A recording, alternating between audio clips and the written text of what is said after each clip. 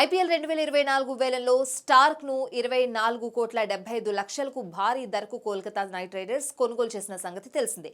దీంతో ఐపీఎల్ చరిత్రలోనే అత్యధిక ధర దక్కించుకున్న ఆటగాడిగా స్టార్క్ నిలిచాడు. ఈ నేపథ్యంలో టీమిండియా మాజీ ఆటగాళ్లు సురేష్ రైనా, ఆకాష్ చోప్రా ఆసక్తికర వ్యాఖ్యలు చేశారు. భారత ఆటగాళ్ల కంటే విదేశీ ఆటగాళ్లపై ఎక్కువ మొత్తం ఫ్రాంచైజీలు వెచ్చించడాన్ని రైనా తప్పుబట్టాడు. మహమ్మద్ షమి, జస్ప్రీత్ బుమ్రా, రోహిత్ శర్మ వంటి టీమిండియా స్టార్లు విదేశీ ఆటగాళ్ల కంటే తక్కువ తీసుకుంటున్నారని అతడు అన్నాడు. అదేవిధంగా టీమిండియా స్టార్ విరాట్ కోహ్లీ ప్రస్తుతం వేలంలోకొస్తే 42 కోట్లకు అమ్ముడుపోతాడని ఆకాష్ చోప్రా జోస్యం చెప్పాడు. అయితే అందుకు ఐపీఎల్ రూల్స్ సవరించాల్సి ఉంటుందని చోప్రా చెప్పుకొచ్చాడు.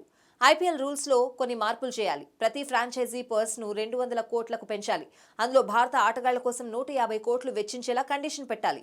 మిగిలిన 50 కోట్ల రూపాయలను విదేశీ క్రికెటర్ల కోసం ఉంచాలి. అప్పుడు కోహ్లీ వేలంలోకొస్తే 42 కోట్ల రూపాయలకు అమ్ముడుపోతాడని చోప్రా పేర్కొన్నాడు.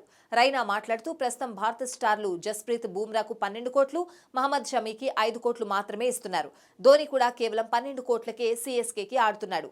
8 ఏళ్ల పాటు ఐపీఎల్ ఆడని ఆటగాడికి దాదాపు 25 కోట్లు ఇచ్చారు. అది సరైన నిర్ణయం కాదని అన్నాడు.